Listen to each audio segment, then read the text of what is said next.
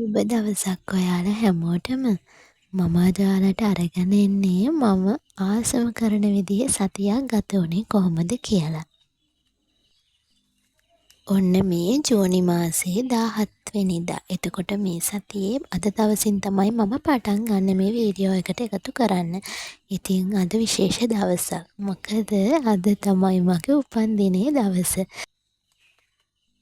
ඉතින් වෙනද වගේම උදේම නැගිටලා උදේ වැඩ රාජකාරී ටිකත් ඉවර කරලා මම වෙනද විදිහට දවස ගෙවන්න හිතාගෙන තමයි මේ පහන තියන්න මල් කඩා ගන්න උදේ මිදුලට ආවේ.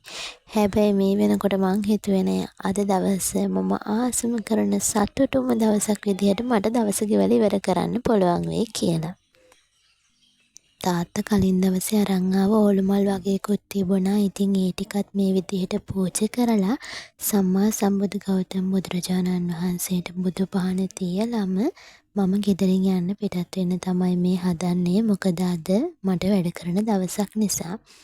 ඉතින් ඊට පස්සේ හවස වෙච්ච දේවල් තමයි මම අද ඔයාලට මේ වීඩියෝ එකෙන් ගේන්නේ. ඔන්න බලන්නකො හවස අපේ කට්ටියම අපේ ගෙදර ආවා. ඉතින් මට හරිම සතුටුයි. හැබැයි අපේ මල්ලි හිටියේ නෑ. එයා කැම්පස් එකේ නිසා.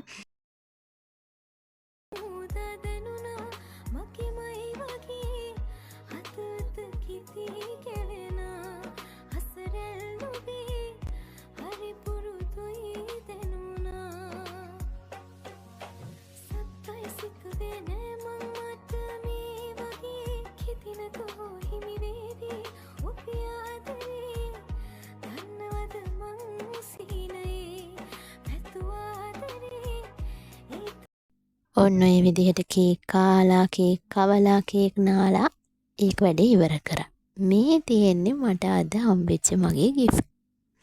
ඇත්තටම මට හරියම සතුටුයි. හැමෝම මට චූටි තෑගි ගෙනල්ලා තිබුණා. ඉතින් ඒකෙන් මම වැඩේ පුරමාසමන්න මේ තෑග්ග ඉන්න මම ඒක ඔයාලට පෙන්නන්නම්. ඒක දුන්නේ මගේ අම්මා. මේ තියෙන ලස්සන රෝස පැලයක් එයා මට ගෙනල්ලා දුන්නා. ඉතින් අද මාරුම සතුට දවසක්. ඊට පස්සේ ඉතින් අපි කට්ටියත් එක්කලා මේ විදිහට රැයට කෑමත් අරගෙන මගේ දවස ගත කරලා ඉවර කරා. ඉතින් ඇත්තටම මම ගොඩාක් ස්තුතිවන්ත වෙනවා හැමෝටම මට තෑගි ගෙන ආවට මාව බලන්න ආවට. ඉතින් ඒක මට ගොඩාක් වටින දවසක්. ඔන්න මේ ඊළඟට 23 වෙනිදා මේ මගේ තවත් විශේෂ දවසක්. මගේ කන්වොකේෂන් එකට යනවා. ඉතින් මොනෝවිද්‍යා උපදේශනය පිළිබඳ ඩිග්‍රී තමයි මම හදාරමින් ඉන්නේ. ඒකේ ඩිප්ලෝමාවදී ඉවර වුණාට පස්සේ ඒකේ තියෙන කන්වොකේෂන් එකට තමයි මේ ගියේ. ඉතින් මේ බලන්නකො මේක තමයි මගේ ජීවිතේ මට හම්බෙච්ච පළවෙනි ෆ්‍රෙෂ් මල් බුකේ එක. ඉතින් ඒකත් මට අද හම්බුණා. ඒක දුන්නෙත් මගේ අය මං ආදරය කරන අය. ඉතින් හැමෝටම ගොඩාක් ස්තුතියි. Oshani Nimeshika.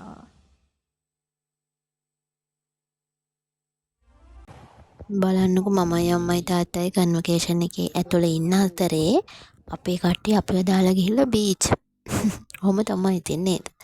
ඔන්න ඊට පස්සේ වැඩත් ඉවර කරලා මේ ගෙදර එන්න පිටත් වුණා. ඇත්තටම මට වීඩියෝ කරන්නම් ලොකු වීඩියෝ ගන්න බෑ. හරිම මහන්සි දවසක්. ඉතින් ඒ වගේම ගොඩාක් සතුටු දවසක්. ඉතින් චූටි හරි වීඩියෝ ටිකක් මම එකතු කරගත්තා. ඒ සතුට බෙදා ගන්න ඕනි නිසා. ඔය පේනවනේ ගිය විදිහයි එන විදිහයි හරිම මහන්සි. එහෙම තමයි ඉතින් නේද?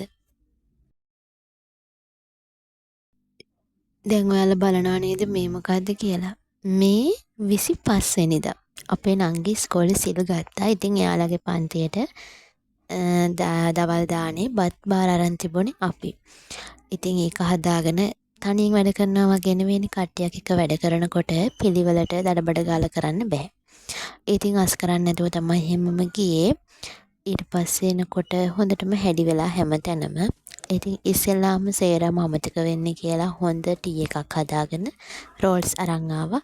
ඒ රෝල්ස් ටිකත් අරගෙන රෝල්ස් එකකුත් කාලා තේ එකක් බීලා ඉස්සෙල්ලාම මනස රිලැක්ස් කරගත්තා. මොකද ඒ විදිහට කොමාස් කරන්න තියෙනවා කියලා දකිනකොට පිස්සු වගේ.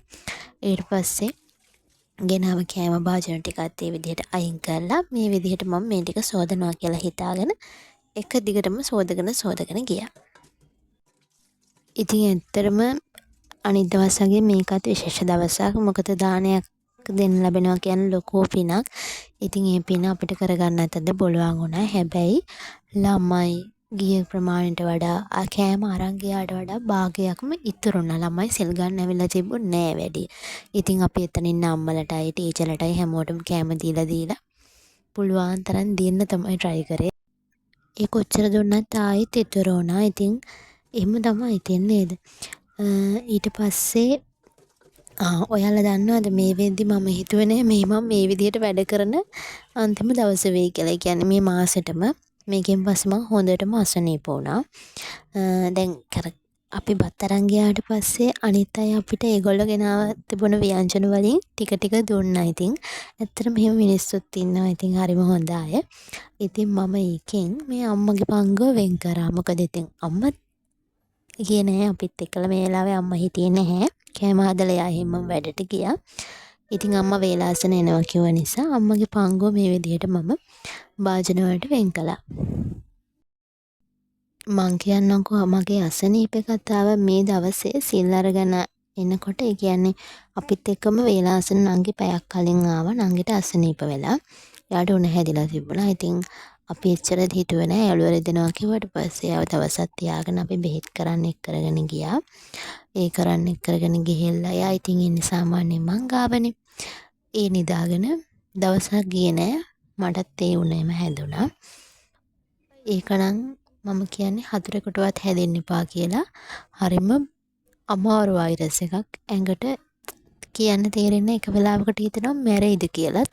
ඒ තරම් හරිම අමාරුයි. කිසිම දෙයක් කන්න බෑ. මට නම් හැමදේම ලුණු රසට දැනෙන්නේ. හැමදේම ලුණු රහයි. මොනවා කෑවත් ලුණු රහයි. කෙසෙල් ගෙඩියක් කෑවත් ලුණු රහයි. පළතුරක් කෑවත් ලුණු රහයි. ඇත්තටම ජීවිතේ අපි කොච්චර අසරණ වෙනවද කියලා තේරෙන්න ලෙඩක් හැදෙන්න ඕනේ. අපිට මොන තරම් දේවල් තිබුණත් අපිට කොච්චර සල්ලි තිබුණත් අපිට ආස දේවල් කන්න ගෙනල්ලා පුළුවන්කම තිබුණත් අසනීපයක් වෙනවා කියන්නේ හිතා ගන්න බැරි විදිහට මානසිකව කායිකව වැටෙන දෙයක් කියලා මට මේ සැරේ ලෙඩ වුණාම තේරුණා. ඒ කියන්නේ දැන් කොච්චර දේවල් මෙහෙම මේක කනවා කියලා හිතුවත් ගෙනාවට කන්න බෑ. කටේ තියන්න බෑ රස වෙනස්. මේ විදිහට ඉන්නවා කිව්වට එහෙම ඉන්නත් බැක්කෝ. ඒ කියන්නේ ඒක තේරෙන්නේ නැහැ කියන්න.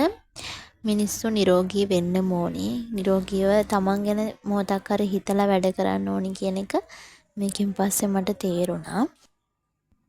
ඔන්න මේ තියෙන ඊට පස්සේ මම කුස්සියස් කරාට පස්සේ ලුණු පහනකුත් පත්තු කරගත්තා. කුස්සිය පොඩ්ඩක් සුවඳ වෙන්න ඕනේ කියලා හිතලා. ඒ වැඩ ටික කරලා ඉවර වෙනකොට නාගි කිව්වා එයාට බඩගිනි කියලා. ඉතින් එයා දවල්ට කාලත් නැහැනේ. ඊට පස්සේ මං එයාට කැම ටිකක් කවලා අද දවසේ වැඩ ටික ඉවර කරනවා කියලා හිතුවා. ඉතින් ඇත්තටම මේ සතිය හරියම සතුට සතියක්. එකම හේතුව සතිය ඉවර වෙනකොට නාගි මමයි දෙන්නම අසනීප වෙලා තියෙන එක. ඉතින් මේ තියෙන්නේ අද දානට යාළගේ තිබිච්ච ඒවා කට්ලට් තිබුණා, පපඩම් තිබුණා, පරිප්පු තිබුණා, චිකන් කරි එකක් තිබුණා. ඉතින් මම මේකත් අන්නලා මෙයාට කවලා ඒ කවන ගමම්ම ගිහිල්ලා එන්නම්. එහෙනම් වෙනද වගේම ඔයාලට ගොඩාක් ස්තුතියි මාව අහන් හිටියටයි, මාව බලන් හිටියටයි.